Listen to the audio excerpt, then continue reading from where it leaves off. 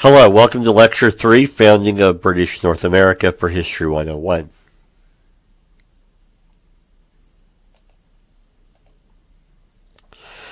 In Lecture 3, Founding of British North America, you can find in your OpenStax textbook, you can find this material covered as well in Chapters 2 and 3. If you're using the ushistory.org notes, this is spread out a little bit in Chapters 2, 5, and 6.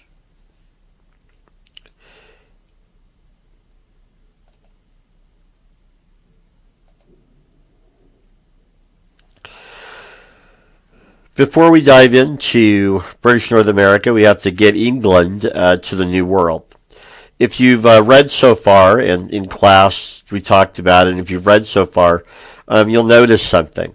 You'll notice that most of the exploration early on, in fact all of the exploration early on, is from a group of a few countries.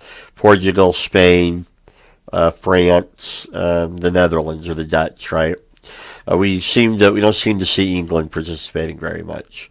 England, turns out, is very late to the exploration and colonization of the New World. Really, the only early example for the first, nearly century is John Cabot, looking for a northwest passage to Asia in 1497. Christopher Columbus went southwest, ended up in the Caribbean. John Cabot will head northwest, and he'll end up in Hudson's Bay in Canada, right? And so first thing we have to explain is why England was so late to the exploration game.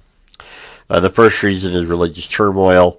When we talked about the Reformation last class, remember we talked about Henry VIII, and Henry VIII naming himself head of the Church in England. Creating the Anglican Church is going to lead to several decades of religious turmoil as English people have to figure out what religion they need to be to keep their heads. And so Henry VIII is Anglican. Henry VIII's son, Edward, son of Anne Boleyn, son of Anne Boleyn and Henry VIII. Edward is Anglican, not really religious, kind of a weak ruler, sickly. So he's going to die, but he's not going to upset the apple cart too much. Queen Mary, daughter of Henry VIII and Catherine of Aragon, she's extremely Catholic. She has some daddy issues. She's upset with dad.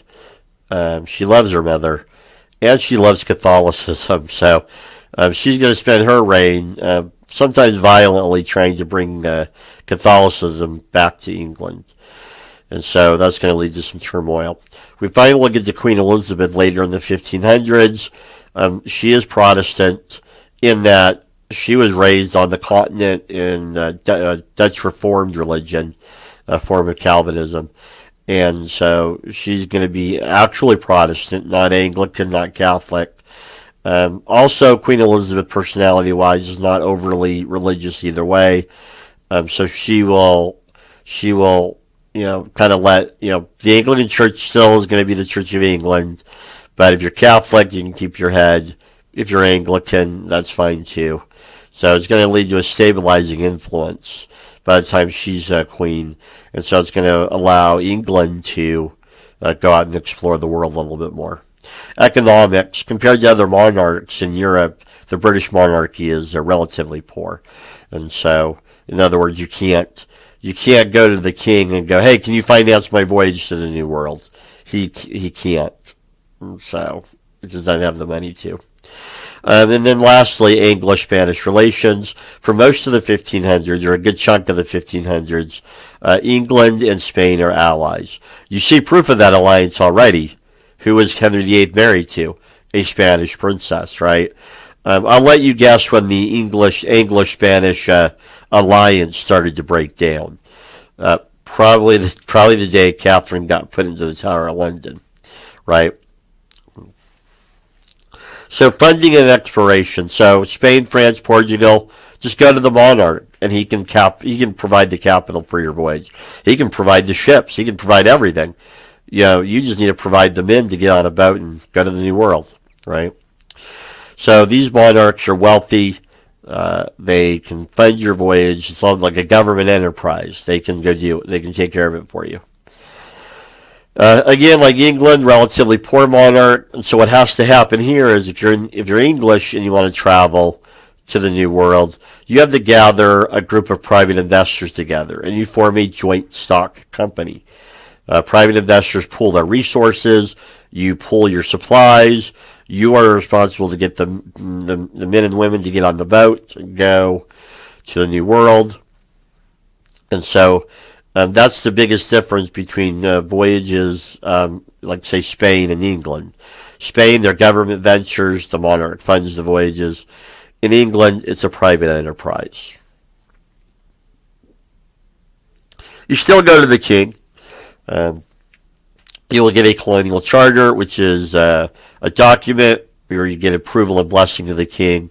So rules of the colony, what will get you kicked out of the colony, whether you have to, you got to be Christian, you got to no swearing, right?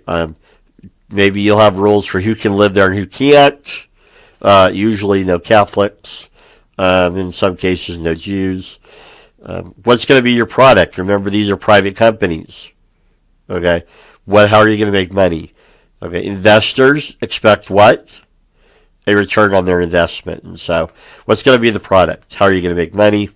You promise to Christianize the Indians. Whether you do or not, it's another story, but you gotta at least promise to Christianize the Indians. And then you praise the king, say nice things about him.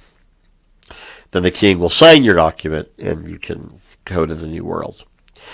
Before we get to the famous, first permanent settlement of Jamestown for the British, we do see some precursors to it, early attempts.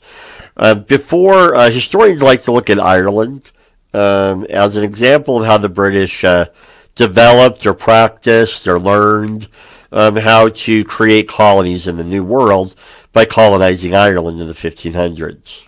Okay, and this is the kind of the beginning of where even today, in some ways, you have English-Irish tension because in the 1500s you have British people going to Ireland and taking over politically, economically, displacing the native Irish population, and kind of putting themselves at top with Irish individuals at the bottom. North America, finally look at North America in the 1570s, we see some attempts to settle Maine. And then you have the famous Roanoke colony of Sir Walter Raleigh. Virginia Dare, 1587, is a famous person you could say. She's considered to be the first English person born in North America. So, Virginia Dare, 1587. Okay. So let's get to Jamestown, 1607. So Jamestown is the name of the colony, the name of the fort, the settlement got created, but it is officially the Virginia Company of London, right? And you can see down here in the green area is their region they're supposed to settle. Up here is the Virginia Company of London, okay? The Plymouth colony, the Plymouth Company of London, Virginia Company of London, and then in the middle you have both companies can travel. So just to make sure I got it since I said it wrong. Up here you have the Plymouth Company of London. Down there you have the Virginia Company of London. Next. So the settlement of Jamestown, spring of 1607, 150 single young men. They land in Virginia, and they immediately start looking for gold because the Spanish have kind of corrupted everyone with these ideas and dreams that the entire New World is full of gold. England is bringing home so much gold and silver, it's making everyone think the entire, whole Western Hemisphere is full of gold and silver. Corrupt is probably not the right word. It's a little too negative, but you get it. It's like, it kind of puts in people's heads that that's what there is. I'll let you figure out if there's any gold in Virginia. They named the settlement Jamestown in the nearby river, James River. Let's have a quick pop quiz real quick. Question number 1. Who was King of England in the spring of 1607? If you guess James I, you are correct. When you read about Jamestown and study about Jamestown on the first test, there will be a question.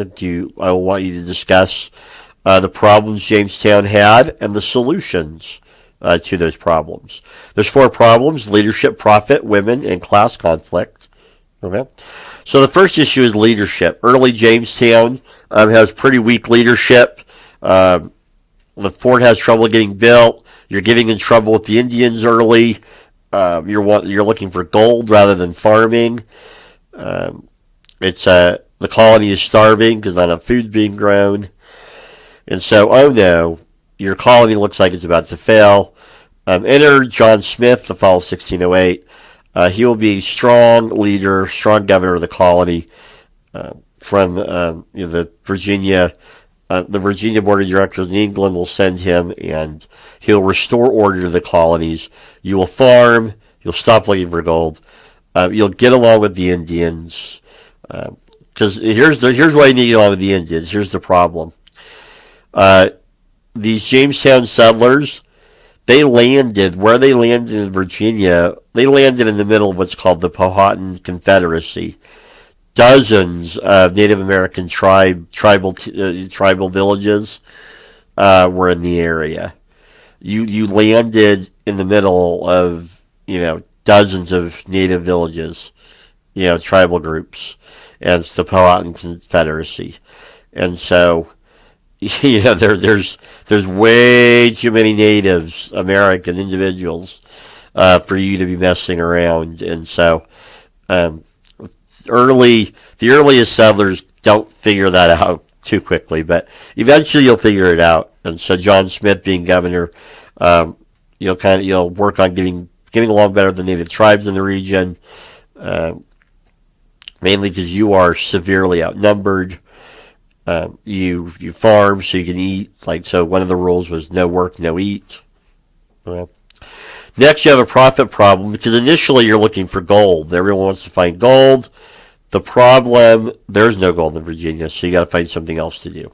The native tribes in the region grow tobacco, an interesting product. And so the famous person in this story is John Rolfe. He is part of the other famous story of Pocahontas, of unfortunately Disney fame, right? But anyways, I just encourage you to study the actual Pocahontas and John Rolfe. You can watch the Disney movie if you want, but kind of study the history first or after. Anyways, so John Rolfe is going to develop a strain of tobacco that can be grown and sold to Europe. Tobacco will become extremely popular in Europe. It will become in Virginia, and indeed the colonial South, a what? A cash crop. Okay, what is a cash crop? Crop that makes cash, and lots of it. So all of a sudden, now instead of looking for gold, everyone wants to grow tobacco. I will have a chart later to show you what happens to the price of tobacco, but I'll let you guess what happens to a product when literally everyone grows it. Okay, so not pretty. We have a women problem in Virginia. 150 single young men initially, and then the next ships of settlers come over. They're mostly men, not enough women. And as we all know, if you want your colony to last longer than one generation, you need men and women to procreate, and so we got to get more women to come. Okay, I bring up propaganda, but the way it's said, I'm not saying that only women were infected or influenced by propaganda, but go read. You can find it on the internet. Go find early advertisements for Jamestown Colony. They made Jamestown look very attractive. It kind of, I don't know if suckered's the right word, but kind of gets people to go there. Men and women are influenced by the propaganda, but you do see, when you read these pamphlets, you do see specific marketing to try to get women to go. And so I'm not saying, though, that only women are influenced by propaganda. Men and women are, but you do see specific marketing. And so you're trying to get people to go, especially women, to go. There's way too many men and not enough women. Okay. Another tactic is called the headright system. 50 acres of land for every women you bring over, and so you're hoping a settler with you know 10 daughters comes to the New World. There's a negative side effect to that. Um, the headright system turns into you know the more indentured servants and African slave labor you bring over, the more land you get. So does it work? Does it work? Do we eventually see a stable demographic? A stable demographic is where you have slightly more men than women. You don't want it completely equal, 1-to-1. For it to be stable, a society to be stable demographically, you actually need slightly more women than men. Not a ton more, but just you just need. It's not exactly 1-to-1. It's got to be slightly more women than men. And does this work? Let's go to the American Revolution. Colonial Virginia at the time of the American Revolution, the best demographic area in the larger settlements. Men still outnumbered women 3-to-1. In the backwoods of Virginia, it could get as bad as 9-to-1. So, doesn't work completely. You have more women, but Virginia society is still going to be, even as late as the Revolution, heavily shifted towards having way more men than women. This has caused women's historians, feminist historians, to study it, and they've decided they have seen evidence of what's called the widowarchy. Some women's historians noticed that there's a group of Virginia women who they came to Virginia, their husbands died, they inherited all this property, and they don't remarry. And they have enough property that they can vote. Because why? Voting laws in Virginia, colonial Virginia, are based on property, not anything else. It's private property you have. And so there's a group of these Virginia women that feminist historians see, and they note that it's like there's these single women with property and they don't remarry. They're the widowarchy. They kind of, they ain't remarrying. Okay, and it's not for lack of suitors. There's plenty of men that want to marry them. Okay, plenty. So, class conflict, the rich and poor thing. Often, when we study American history and our popular culture, sometimes we kind of focus on the American Revolution and treat that as the first social upheaval in British North America. And so we kind of forget about Bacon's Rebellion early on. Bacon's Rebellion is an early example of kind of this actual theme in American history, this idea of the coastal elites versus the backwoods, kind of this populism, this populist battle between the swamp, and the corrupt eastern elites versus, these poor backwoods people, the regular people. And so you can see that with Bacon's Rebellion. Bacon's Rebellion, led by Nathaniel Bacon in the 1670s, Nathaniel Bacon kind of fired up a crowd of, small planters who felt they were being screwed over, former indentured servants who didn't get the promised land reward, who were kind of just kicked out into society. They kind of get together and they start, wanting to burn things down. Okay. So Bacon's Rebellion is an example of this social upheaval. Bacon's Rebellion occurred in the 1670s, and so you go, well, Mr. Bills, wasn't there an institution geared to kind of help that class conflict? Yes, 1619, the House of Burgesses was set up decades earlier. It is considered to be the first legislative body in the New World, democratically elected, in some ways democratically elected legislature in the New World. And as you can see, the goal of the House of Burgesses was to give a voice to regular people so they can feel part of the representative. Obviously, by the 1670s, some people felt that had not happened. Early colonial tobacco, just to tell you how this, so you can show you kind of how the growth of this cash crop, 1618, 20,000 pounds of tobacco grown to what? Just not like a decade later, a little over a decade later, you see a couple million pounds, or 1.5 million pounds of tobacco grown. Significance of Bacon's Rebellion, I kind of already mentioned, first large-scale rebellion in the colonies. And again, we kind of treat the American Revolution as the first, and it's like, well, no. When you study American colonial history, it is full of discontented people who periodically, kind of share their feelings. They want change. They feel like they're being screwed over by the Eastern elites. And so you see, again, like I said, you see the social political conflict develop in colonial America. And then it's a catalyst in switching from indentured servitude to slavery. Why? A big demographic in Bacon's Rebellion were former indentured servants who felt they got screwed over. So what do? Well, maybe we won't use indentured servitude anymore. Maybe we will switch to African slave labor.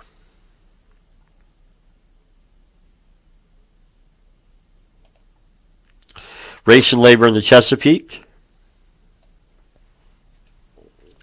On the first test, I'm going to ask you to describe the development of African slavery in Virginia and the Carolinas. And so those are the two areas we're going to go over. So race and labor in the Chesapeake.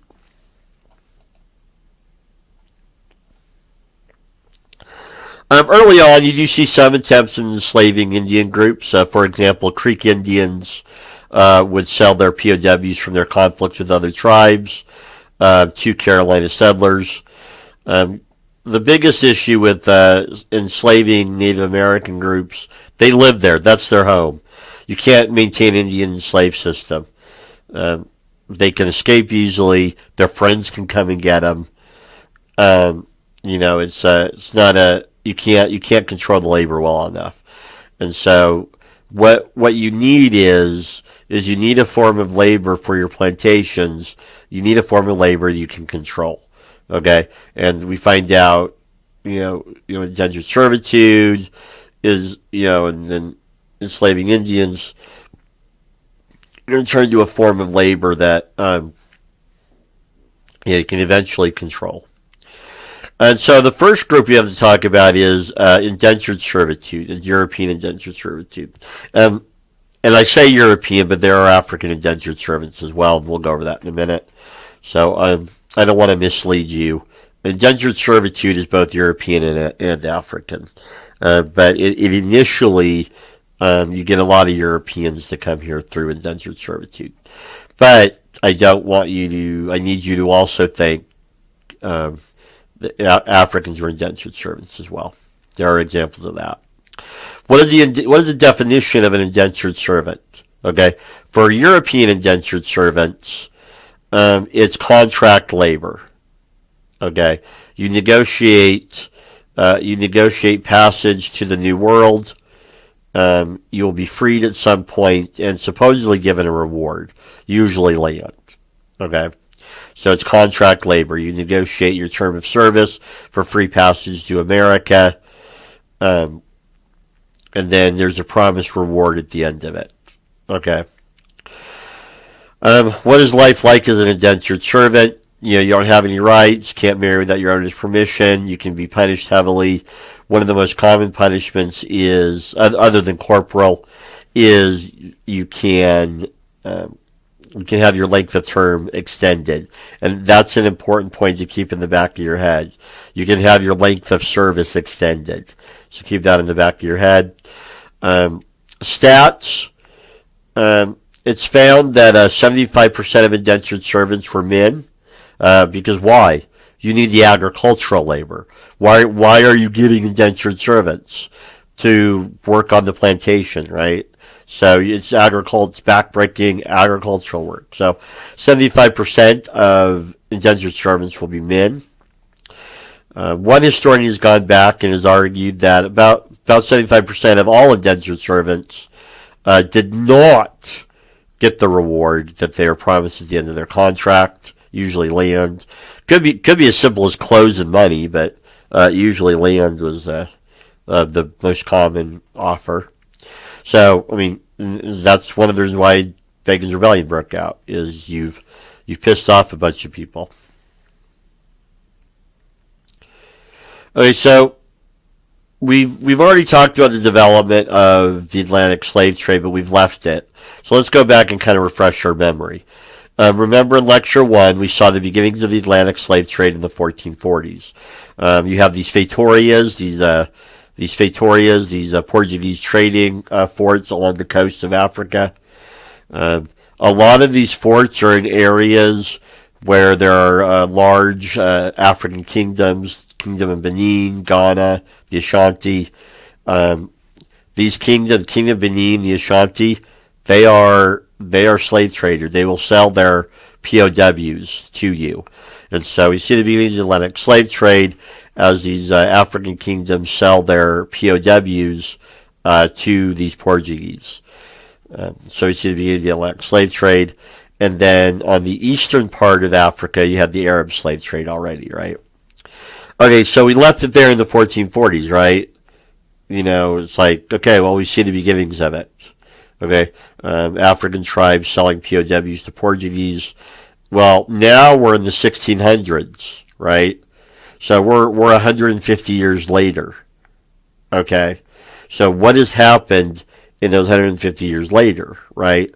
Well, number one, as Europeans have acclimated to the climate and the diseases of Africa that don't exist in Europe, they're able to no longer depend on African tribes to sell them their slaves. They can now go inland themselves and capture slaves. So you kind of see a switch from depending on African tribes to sell you their slaves to, well, we'll just get them ourselves. As you acclimate to the climate and the environment and the diseases. There are diseases in Africa that Europeans don't have, and so you got to get acclimated to that. Something else has changed as well.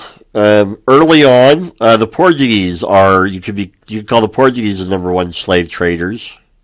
Okay, you can consider the Portuguese the number one slave traders.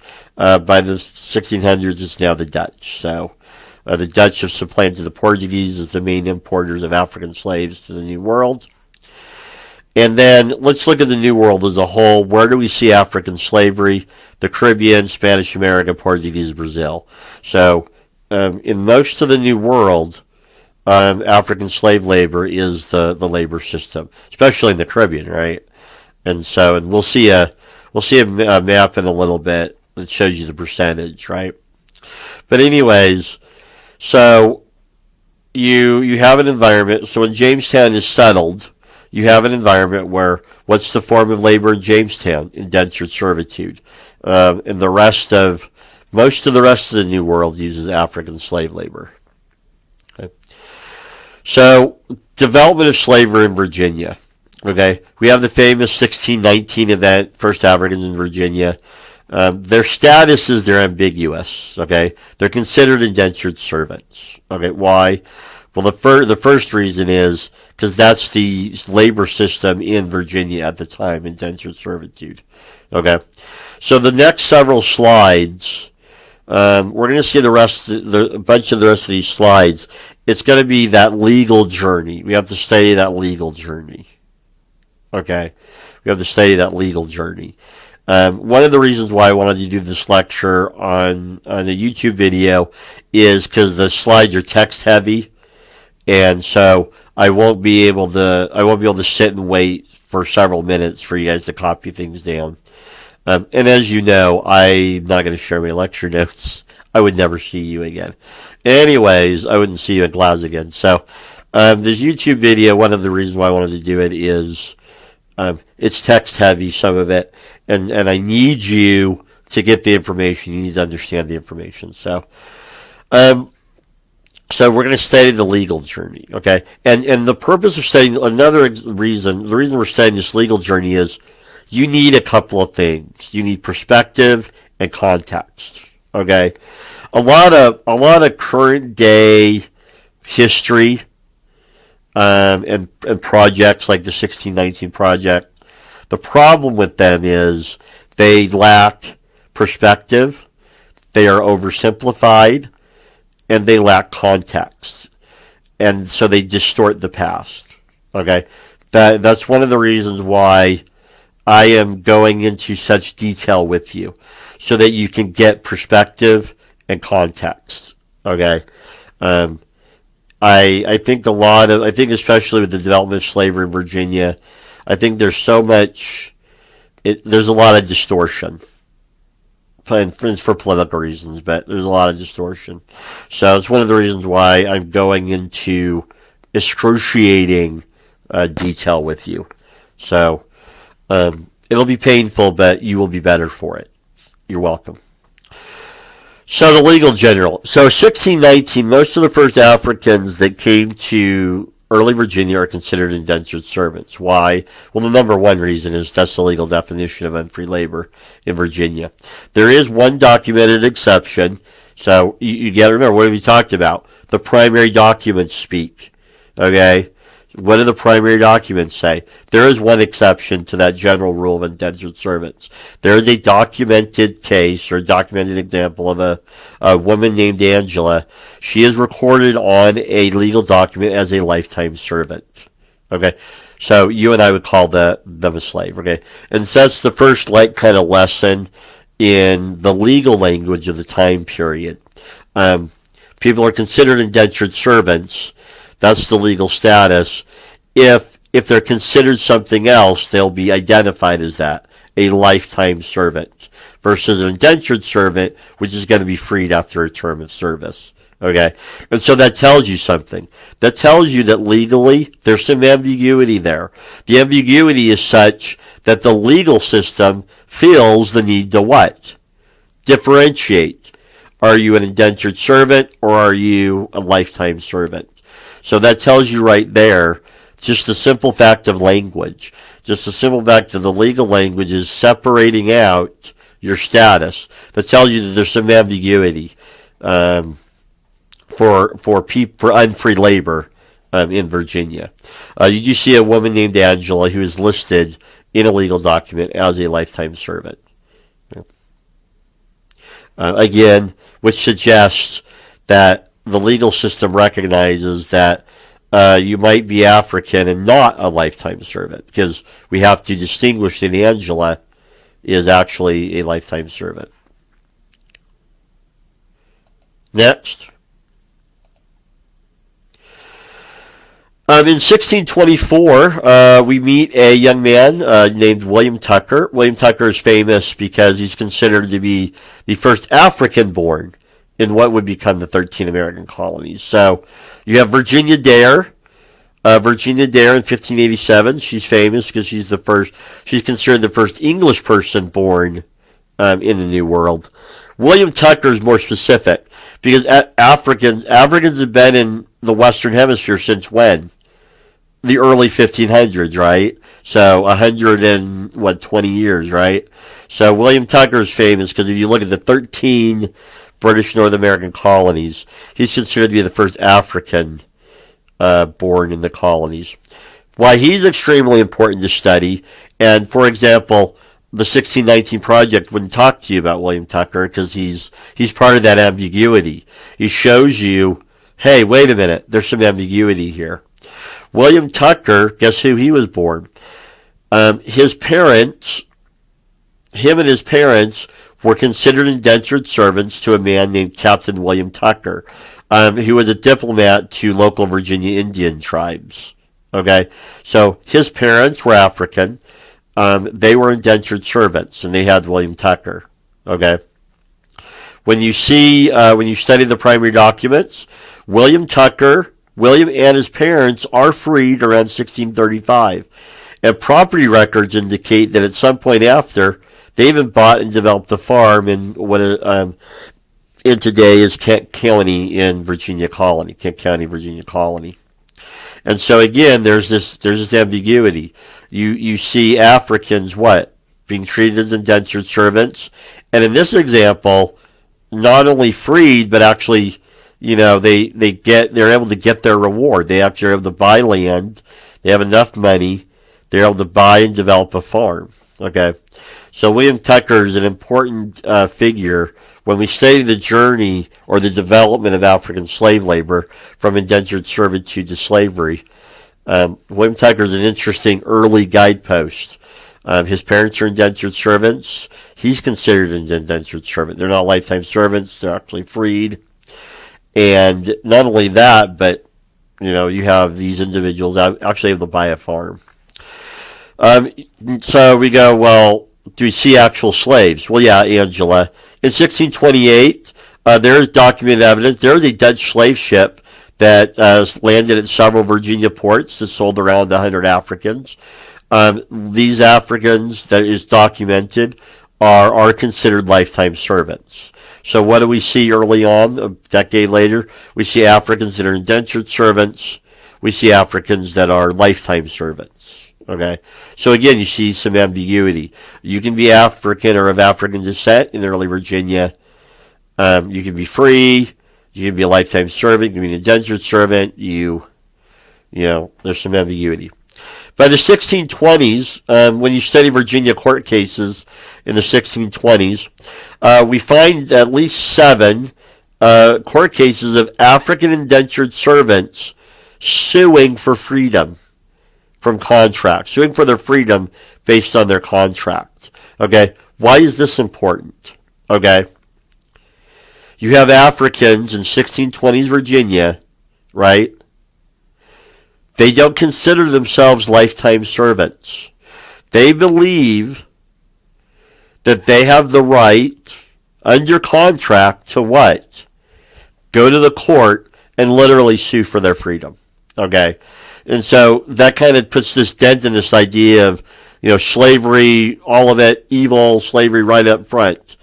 If it was always lifetime servant African slave labor, you wouldn't have these 7 African individuals thinking in their head, hey, I'm not a lifetime servant. Not only am I not a lifetime servant, I have a contract which, if breached, I can go to the court. I can go to the court system, and I can sue for my freedom, and they do. Now, what's an interesting point? When you study the defense, when you study the complainant, not the complainant, but the defense against this lawsuit, guess what their owners say? Okay, in 6 of the cases documented, you see the defendant in the cases going, they're lifetime servants. Okay, you get it? So you see this ambiguity. You see this legal battle. Okay, you have Africans in Virginia who have in their head that they're not lifetime servants, that they have access to the court system. And then interestingly enough, what do you see from these the defense of this? No, they're lifetime servants. They're bound for life. So interesting legal battle. Next. Anthony Johnson is probably the most famous early American that some people don't want you to know about. Okay, so Anthony Johnson, he's probably the most famous buried American in this era. Anthony Johnson's an interesting case study, and guess what? When you study Anthony Johnson's life and his descendants' life, you see that journey. So that's what's kind of funny. One reason why, he's kind of buried, because he shows that ambiguity. He shows that journey, that legal status journey from indentured servitude to slavery. And for some people, some people don't want you to know who Anthony Johnson is, because it messes up the oversimplified story that they want you to have. Okay? And again, that's, as your teacher, as your instructor this semester, I'm trying to get you out of the oversimplifications.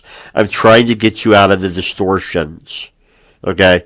That's why I'm giving you the perspective. I'm giving you the complexity. Because you want to know what? If you went back in time to these eras, you would see complexity. You would not see the oversimplified, distorted popular history that we get today. Okay, that is pushed for political reasons, right? You would see the complexity. That's why I'm teaching it to you. The reality is Human beings are complex. The past is complex. If you went back in time and actually lived there, you would see the perspective. You would see the complexity. Okay? There's too many people today that for political and other reasons want to so oversimplify and so distort the past that it's not real anymore. Okay? No wonder people don't think history's real. Okay? When you distort it, like the 1619 Project does, horribly distorts it. When you so distort it that it becomes not real anymore. Okay? And so that's why I give you the complexity, is because you're with me. You're gonna experience the past as close as possible without actually going back, right? Because we talked about that before. Are you actually seeing the past, or are you approximating reality, right? So anyways, let's talk about Anthony Johnson. Again, probably the most famous early colonial American that people don't want you to know about. He is an African indentured servant. He first appears in the documented records in the 1620, 1621. He is listed as an indentured servant. Okay. What's documented about his life early on, while he's an indentured servant, he will marry another lady. He'll marry a lady, not another lady. He'll marry a lady named Mary, who her legal status is an indentured servant as well. Okay, in 1623, same plantation. And so again, when you look at the legal records for this Mary and Anthony Johnson, they are listed as indentured servants. They're not considered lifetime servants. Okay. We don't know exactly when. The primary documents are not exact. It appears that sometime after 1635, Anthony Johnson and his wife will be freed. Why? Because they're not lifetime servants. Okay? They are indentured servants. So they're going to get freed at some point. Okay?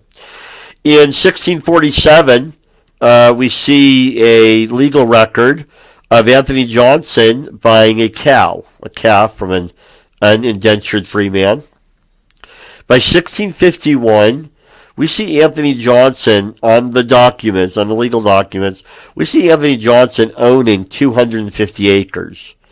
By the late 1650s, Anthony's two sons that he has will own a combined 550 acres. Okay? So what are we seeing here? We're seeing ambiguity. We see Africans like Mary, Angela.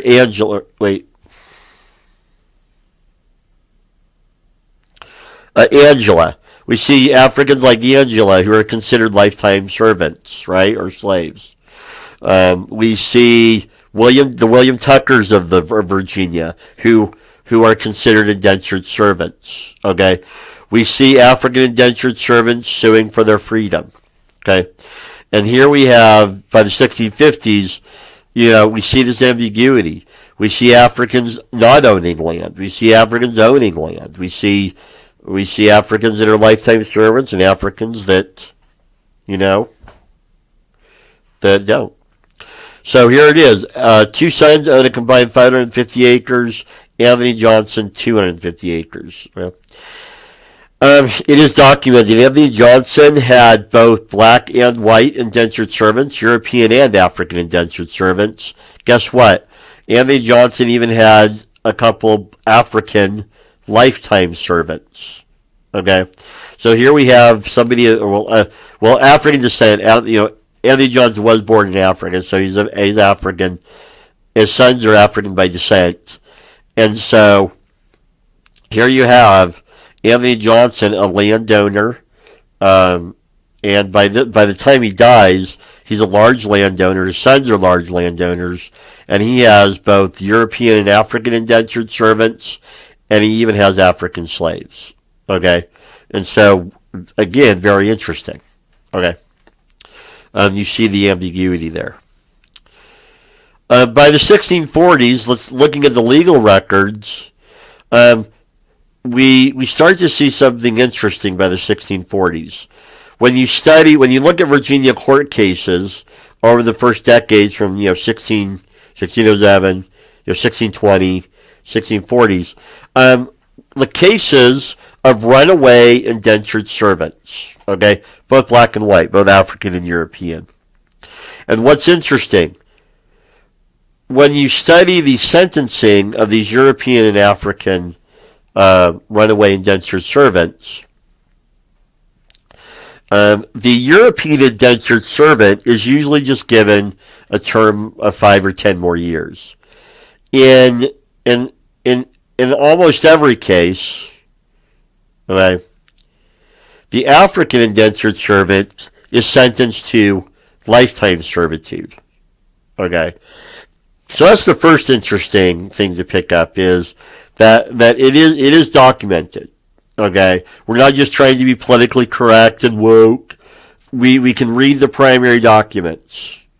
Okay, in every case, we see European indentured servants just being given a few more years. We see African indentured servants be given a sentence of lifetime servitude. Okay, and so that's the first interesting thing to note. The second interesting thing to note is this. How do you know from the language, how do you know that there's some ambiguity in the legal status of these Africans? Okay, how do you know this? If Africans by the 1640s, if Africans were already considered slaves, legal property slaves, lifetime servants, there would be no reason for a judge to sentence them to lifetime servitude, right?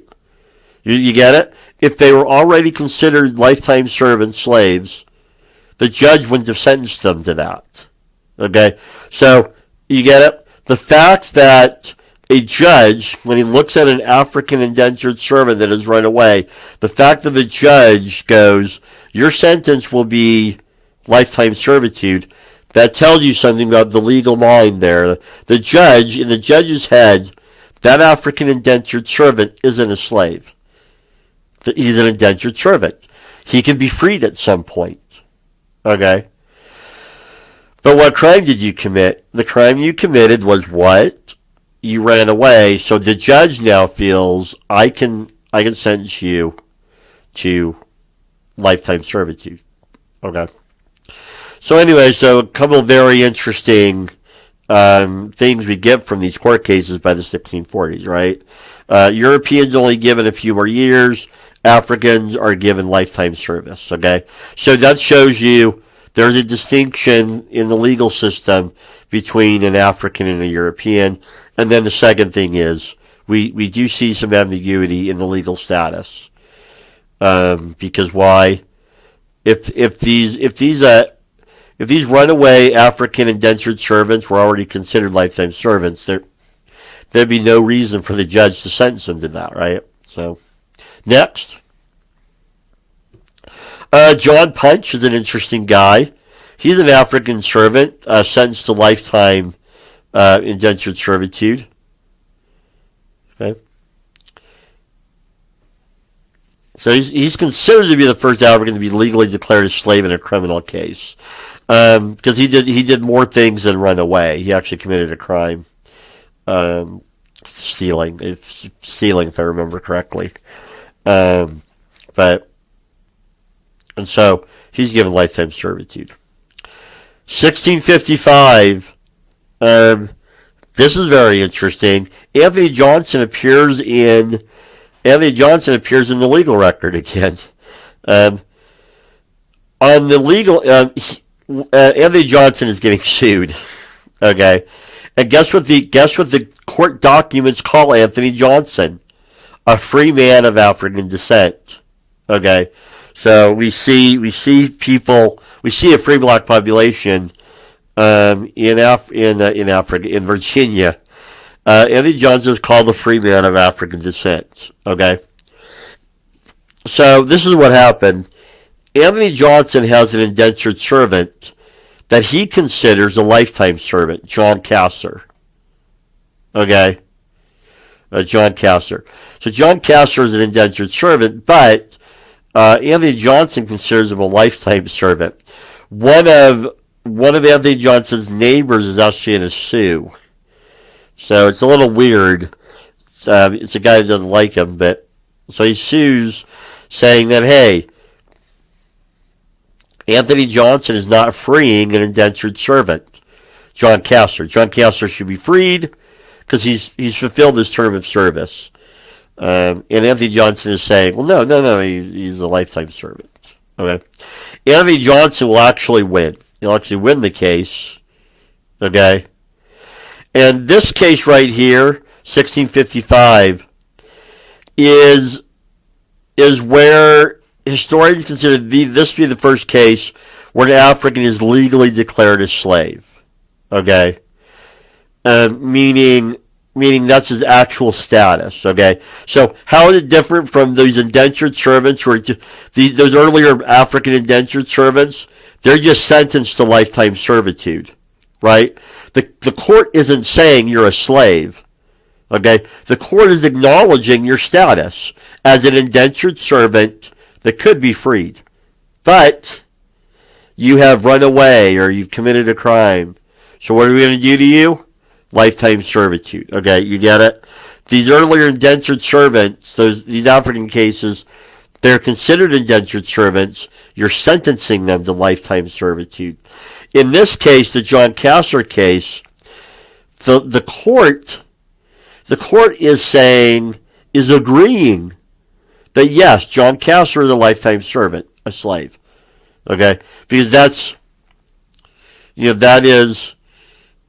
John Castor. That's Anthony Johnson's point, right? Just like those first, just like in the 1620s, just like those first cases where it's like, they're bound for life, all right? This is the first time the court actually sides and says, what? You are legally a slave. You're not. I don't need to sentence you to lifetime servitude. You're actually a slave. Okay. By 1656, there's another famous individual that we need to know.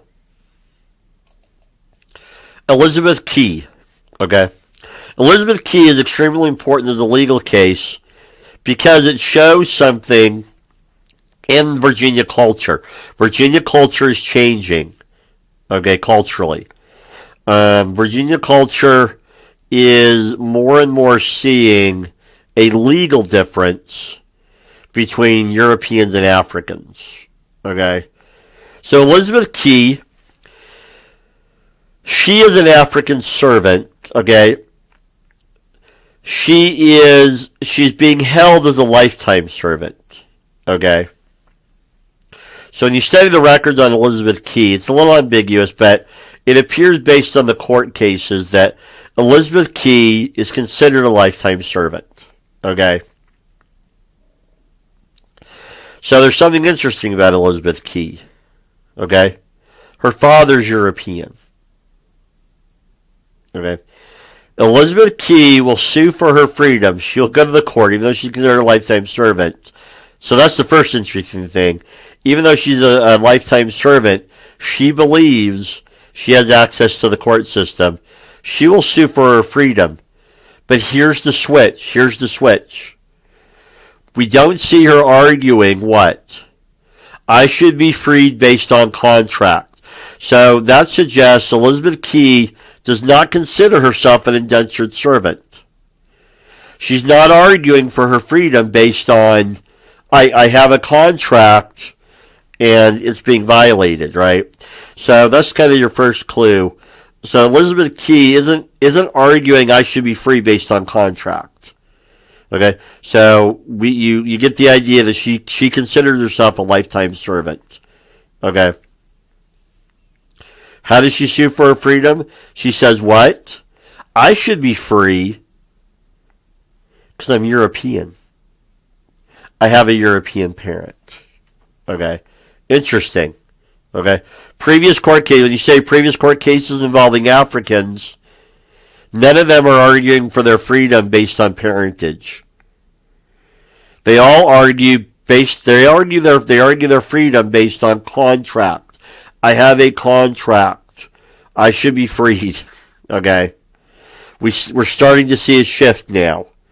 We have Elizabeth Key's case where she says, I should be freed. I don't have a contract. I'm a lifetime servant. I should be freed because one of my parents is European. I'm European. So it tells you something. What is in Elizabeth Key's mind? What is in the culture's mind? Europeans are free, Africans are slaves. Or Europeans are masters and Africans are servants. Europeans are free, and so, you get it? So, by the late 1650s, you're starting to see perhaps a shift in this idea of, well, anyone can be an indentured servant, right? Elizabeth Key's not arguing that. She's arguing I should be free because of my European parentage, and guess what? She wins. The court agrees. So what does that say? In the court's mind, there's a difference between Europeans and Africans, right? Labor status, right?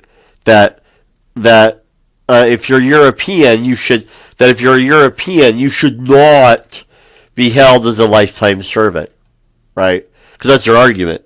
I shouldn't be held as a lifetime servant because I'm European. Okay. Suggesting that if you're African, you either should be a lifetime servant or you could be, or whether you're an indentured servant or a lifetime servant, right? You shouldn't be free based on just your parentage. But if you're European, it's like it'll get you out of jail free card. The fact that I'm European, I should be free, and she wins. Okay.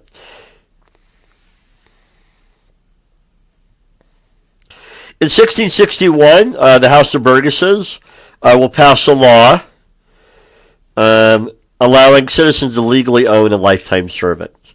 So this is the first law in Virginia where we see the House of Burgesses, the Virginia colonial legislature, now legally delineating on paper the legal status of people. Okay, so 1661, the Virginia law allows a citizen to legally own a lifetime servant.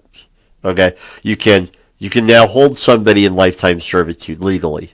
Okay, because previously, you get it? Previously, what's the only way to hold a lifetime servant?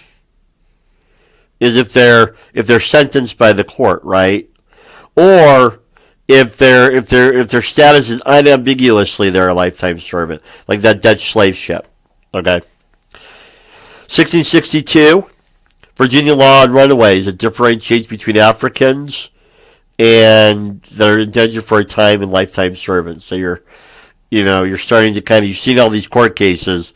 You gotta kind of set the law down. This is interesting. 1662, the House of Burgesses passes a law setting the status of African American children, African or African American children, as the same status as their mother. Interestingly enough. Makes you wonder if they had Elizabeth Key's case in mind, right? She was arguing what? She was arguing she should be free based on her father's status, right? The implication also here is the status of Africans in Virginia is being legally defined, right? Previously, it was ambiguous. The House of Burgesses is getting rid of that ambiguity. Europeans free, Africans slave. 1667, Virginia law stating that baptizing an African does not exempt them from bondage. I mean, that's a quote from the law, exempt them from bondage. Next. There is still a free black population. The House of Burgesses passes a law to better define how free Africans would be taxed. The primary document, Negro women, though permitted to enjoy their freedom, must pay taxes. Okay. So, Anthony Johnson by 1670 is dead. Okay. And his heirs court case, they go to court. Heirs court case is interesting. It shows the shift. Okay.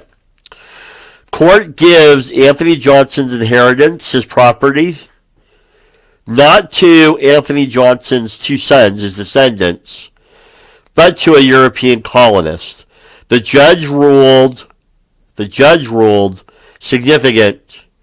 Anthony Johnson is not a citizen of the colony because he was African. Okay? Interesting. For several decades, it didn't matter, right? Several decades, it didn't matter. Anthony Johnson was buying cows and property, indentured servants, black and white, right? It didn't seem to matter. But by the time Anthony Johnson dies, early 1670s or 1670, a judge feels it's okay to legally say what? I'm legally defining Africans as what? Not citizens of the colony. Because why? You're not free, right? You're a slave. 1682, Virginia law setting the legal standard of who is a slave as any what? Non-European imported into the country whose parent was not a baptized Christian. Interesting. You are solidifying, you are cementing, okay, who is a slave in colonial Virginia. Next. So on the test, we're going to want to say what? Slavery developed in Virginia over time. You had black Africans or African Americans, black individuals. Their status changed over time. Ambiguous to, yeah, everyone's a slave. Okay. In the Carolinas, slavery was transplanted. Okay. Slavery was transplanted in the Caribbean. Why? I mean, the Carolinas. Why? In the 1650s, British Caribbeans went north to settle in the Carolinas. Why? Security, a lot of pirates in the Caribbean, but also the economics. In the 1650s, the Caribbean economy had taken a severe downturn. Okay, it was bad. And so you have a lot of people leaving the Caribbean. So you have groups of British Caribbeans who leave the Caribbean, the nice warm climate of the Caribbean, and sail north to the Carolinas. Let me ask you this question, pop quiz.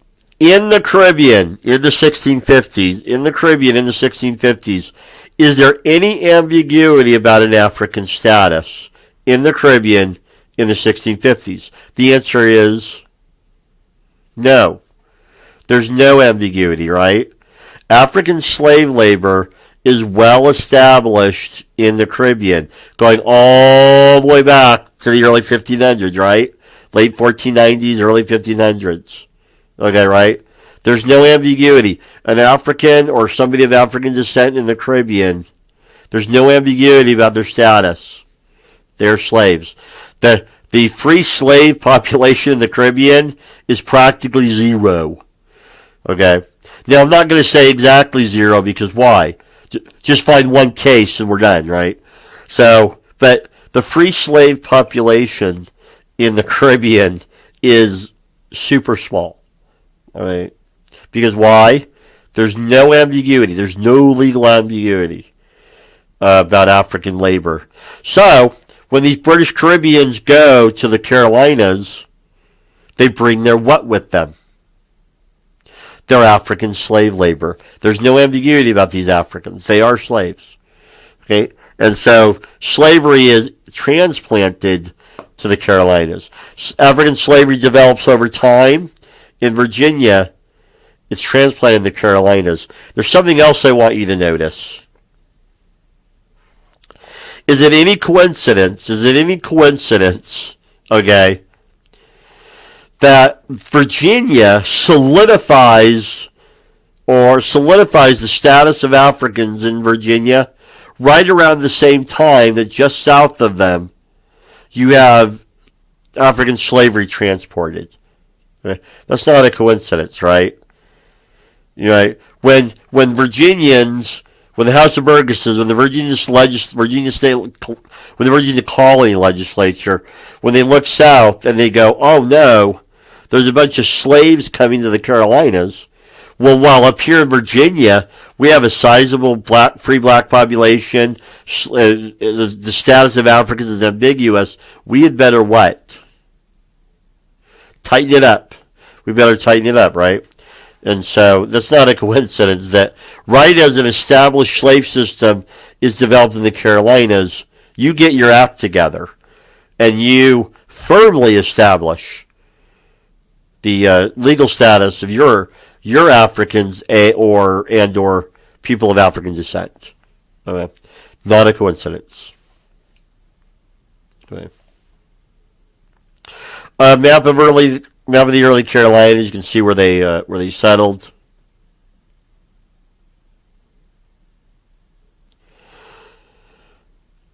Reasons for slavery. I'm giving you these reasons because I don't quite know how to say this. Maybe I won't, but the reasons given for turning to African slave labor are not these simple, reasons we get today. Okay, there's several reasons why Virginians turned to African slave labor. Indeed, anyone in the New World, why you turn to African slave labor. Okay, it's not so simple as what's told you today. Okay. So number one, it's a decrease in indentured servitude. By the 1660s, fewer Europeans were willing to come. Fewer Europeans were willing to come as indentured servants. Okay. Increase in availability of slaves. Okay. The Dutch are very willing. The Dutch are very, very willing to sell you their African slaves. The price of slaves drops dramatically by the 1660s. There's a fear of growing number of landless freemen. Bacon's Rebellion. Kind of already gone over that, right? You don't want a bunch of landless freemen that you have pissed off running around. Why? Bacon's Rebellion, right? So we got to change that. We got to have a controlled labor supply, and then there's an available supply from the Caribbean. I mean, the Caribbean's close. Okay, so why are European Virginians turning to African slave labor? They need the labor. Okay, that's why they need the labor. Okay, it's anyways. I'm not going to pontificate on it, but you need the labor, so you're turning to it. Here's a cool map. You have the slave trade. Look where a lot are going. Portuguese, Dutch. Look at them down in the Caribbean. About 4% ends up in the British colonies. British North American, British North colonies. Okay, there's that. Look how many. I mean, dude, look how many are heading to Portugal. Okay. Students are always shocked by this graph. Students are always shocked by this graph. Estimated number of Africans imported to British North America, 1700 to 1775. They're always shocked at how small that is. Because why? Our popular culture gives you this impression that Africa is being depopulated massively. And so when you see these low numbers, you're like, really? Students are always shocked at how low. So what does that tell you? How is the African population in British North America growing? Same as their white counterparts. They're having a lot of kids. The birth rate in colonial America for both Africans and Europeans is good. They're both having children, and a lot of them. Okay. And so students are always shocked. It's like, because in some ways, sometimes the picture given to you in the popular history is that so many Africans are being enslaved that it's a shock that there's people in Africa today. And this kind of puts it in perspective. It's a small number for here, but so it's natural increase. A lot of there's people are having a lot of kids, right? And then going back to that map we saw a minute ago, why are so many slaves being imported to Portuguese Brazil and the Caribbean? Because slaves in Brazil and slaves in the Caribbean don't live very long. Okay? It's a more brutal life. Slaves in British North America generally, slaves in British North America generally lived long enough to have families, right? And to naturally reproduce. Okay? So that kind of tells you some differences between how slavery operated in Brazil and how slavery operated in North America. Okay. Population in the Chesapeake. You can kind of see how it grows. English settlement in the Chesapeake. Kind of see that. The green area.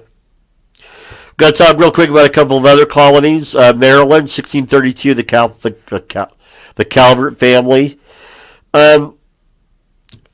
So the colonial charter of Maryland, or St. Mary's Land, is the primary documents. We call it Maryland, but the primary documents of the time is called St. Mary's Land.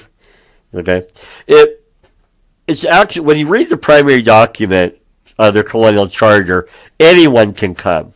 Okay, in our popular history, we get told it was meant to be a Catholic colony. Okay, when you read the primary document, it doesn't say only Catholics can live there. It's just saying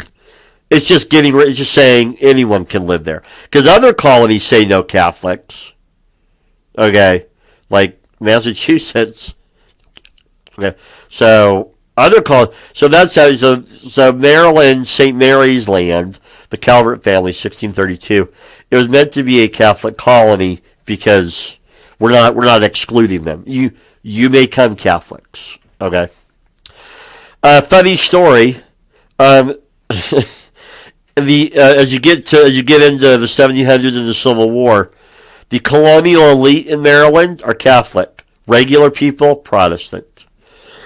So the elite was Catholic. Regular people, people that came over, are Protestant. Georgia, 1732, a guy named Oglethorpe gets the Georgia colony. It is true that, yes, it would, like Australia, convicts would be sent to Georgia. You could go there on your own too, but like Australia, it is true that sometimes convicts would be sentenced to Georgia. Interesting story. Originally, the original colonial charter, African slavery was outlawed, was abolished. So that's an interesting story. About 10 years later, it gets instituted because of outcries. Like, what's our labor gonna be? Anyways. And here's a map of the Carolinas and Georgia. Okay, so going back up. Okay, that is Lecture 3, Founding in British North America. Thank you for watching. Have a great day.